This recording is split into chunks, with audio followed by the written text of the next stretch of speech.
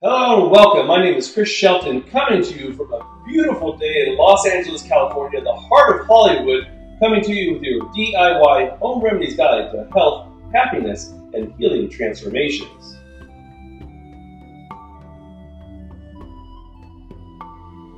So today I thought I'd talk about something that affects over 25% of the US population. It's hepatitis steatosis. What the heck is hepatitis steatosis? It's actually fatty liver disease. Now there's two types. One obviously is the cause from the overconsumption of alcohol, which creates scarring of the liver and creates this fatty buildup.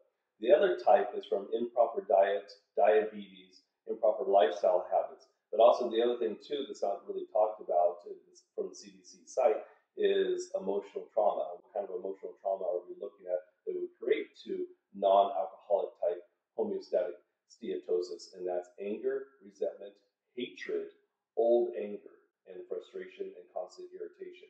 These types of things are the main contributors besides alcoholism. Now, let's talk about alcoholism first. If you are an alcoholic, chances are there's already a liver imbalance which caused you to start drinking as it is anyways. We're going to do a totally separate video on addiction. I'm an addict. I've been an addict in recovery for many years now, and I can sympathize with you folks out there that suffer from addiction. And so we're going to make a separate video on that, so I don't want to go too deep. But definitely speaking, fatty liver disease, hepatic steatosis, is number one cause from excessive consumption of alcohol. And if this scarring that happens in the liver continues to build up, then we can actually contribute to liver cancer, right? So this is something that can be really dangerous and deadly. Now, the non-alcoholic type of hepatic steatosis or fatty liver disease is when a person has an improper diet. Too many rich foods, so port wine or wines, too many sugary foods, too many fatty, greasy, fried foods, carbs, those types of things will contribute to this condition. And also, if you're diabetic too, this will also contribute to this condition as well. But then again, for a lot of diabetic cases, it's poor diet and a lack of exercise. Not all types of diabetes is caused from this, but certain types that we see more prevalently nowadays and at any other time in history. But again, as I was just saying a couple of minutes ago, the part that's not really looked at, and we see this all the time, where a person lives or has a healthy lifestyle habit, who exercises 1 to 2 hours every day, or at least 5 to 6 days a week. They eat healthy foods, or foods according to what they believe is good for their constitution, and yet are still diagnosed with this condition. Well, why is that? Well, the anger and the frustration and the resentment, the built-up anger, the old anger is the number one cause for this. And so we really want to take a look at, well, why are these emotions affecting you? Well, they're affecting you because you don't have a proper methodology for which to release them. And again, going back to alcoholism, resentment is the number one key for relapse. So if you have a lot of resentment and you're an alcoholic, it's the number one thing that will trigger, for most people anyways, will trigger people to drink to begin with. But also number two, resentment, holding on to old resentments is the number one thing that will cause a relapse. So again, we'll talk about that later on in more details. So anyway, so these emotions affect us and cause us to do different things. For some of us, what it does is that we hold on to it. We may use exercise or whatnot in order to try to release some of it, which is fantastic. But if you're still being diagnosed with this condition, it means that the exercise is not good enough. You need to do something more. So what else can we do? Qigong is the perfect practice to help to clear out and reverse the side effects of fatty liver disease. So what are my two favorite practices? Well, obviously, the liver healing sound and the liver move. So to make this into more of a mindfulness practice, we're going to start off with the healing sound first. I want to focus on an event. I want to focus on a person.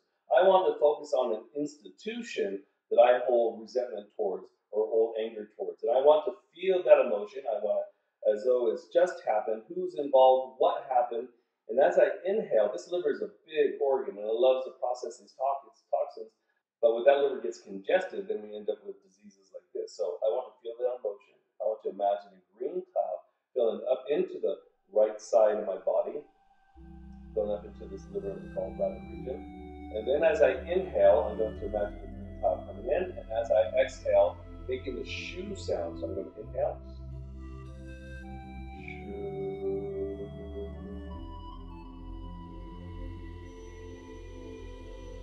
Imagine the person, the circumstance, the institution leaving like a dark cloud and start to away from the body and deep into the ground. Inhaling.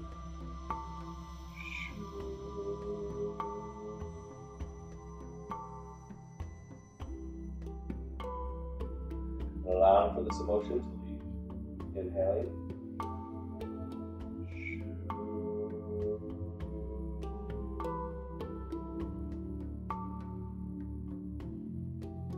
The cool thing about this practice, and the cool thing for me, is that I like to get the sound underneath my breath. So, same way, inhale, imagine a green cloud filling up into the ball body.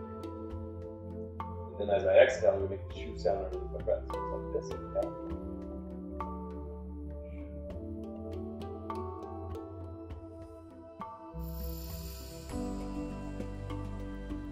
Allowing for the healing frustration. Yeah.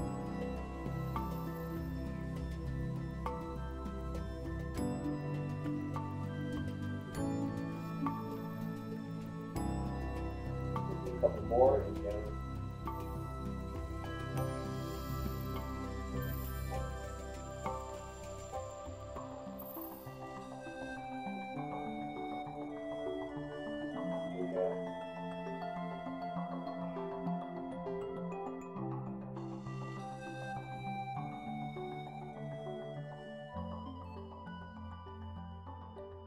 Okay, so that's the first thing you do.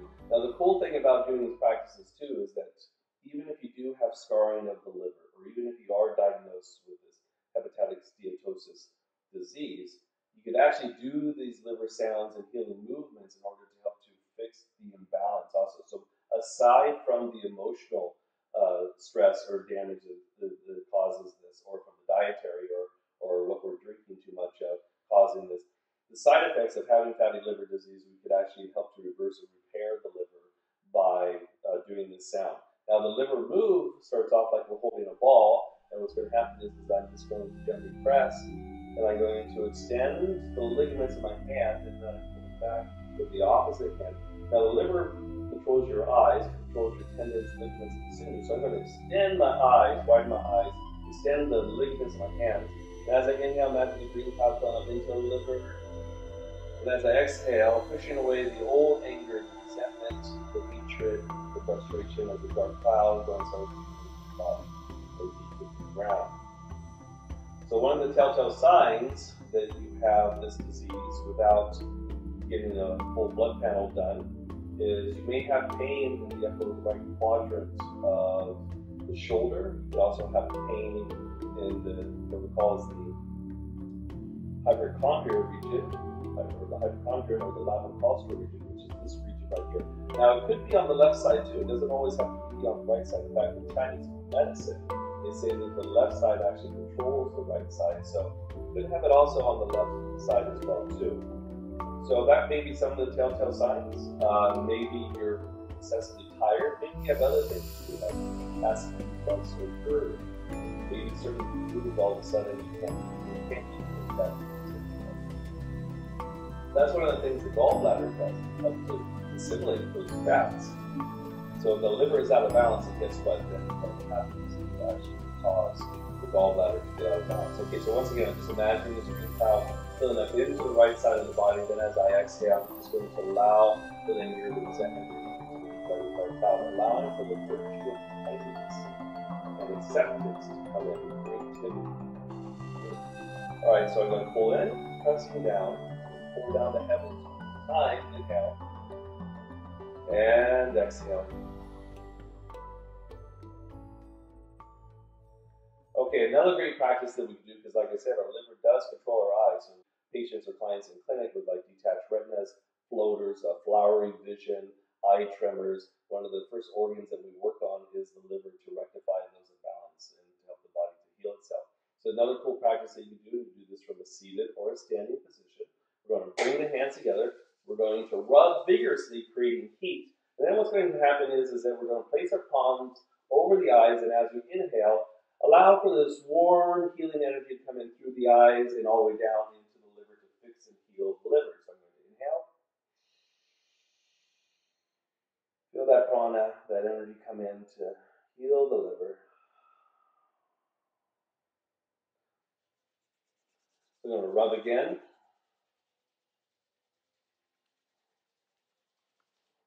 Inhale. And feel that warmth flow all the way down into the liver, healing the scarring of the liver. Inhaling. Rubbing once more. And inhale. And release. So we're going to finish off by pulling down the heavens one time. So feel that warmth fill up into the liver. And as I exhale, just allowing for any excess toxicity in the body to release out through the feet and down deep into the ground. Okay, so from dietary, looking at this from diet, number one, stop drinking. If you're drinking excessively, get some help. This is where I recommend the 12-step program. And some people may disagree with it. I'm not advocating them. I just know that millions of people around the world have benefited from the 12-step program, because if you are an addict, you need to be around other addicts to understand your disease. Okay, so get help on that. Diet, avoiding greasy, fatty, fried foods. Too much cold food too, like sugary cold drinks, for example. If you're drinking soda pop and stuff like that, you're having a few cans of those a day. This also contributes to fatty liver disease. Too much sugar will also contribute. Another thing you do dietary-wise is you start off your morning with a 4-ounce glass of hot water and a full lemon or lime. Drink that down and put a half a teaspoon or a full teaspoon of coconut oil. This will help to break down the fats inside the liver as well. Also, fatty fats that accumulate in the artery walls. So kidney stones and gallstones are all extensions of too much fat or too much cholesterol. So get down before you have coffee, tea on the empty stomach. You actually make it into a meditation where you're drinking down the 4-ounce glass of hot water and a full lime. Feel the lime and the green energy from the lime or the lemon coming into the liver and the gallbladder, just massage it. Imagine it flowing down through that liver meridian all the way out through the big toe and deep into the ground. Another thing you could do is eat more mushrooms. Reishi mushrooms, shiitake mushrooms, for example, are really good for the liver network. Cordyceps mushrooms, obviously you don't want to be too excessive with the amount of mushrooms, but if you're having reishi mushrooms, you take it actually as a supplement. Taking vitamin D will actually help as well too. So these are some of the other food remedies that we can do when it comes to rectify balance. It's some simple remedies that we can go ahead and do to rectify our liver imbalance and to rectify this fatty liver disease. Again, besides excessive use of alcohol, the other thing is emotional frustration, resentment. So there you have it. I'm Chris Shelton, signing off on a beautiful day in Los Angeles, California, the heart of Hollywood, with your DIY home remedies guide to health, happiness, and healing transformations. Until next time, I will see you later.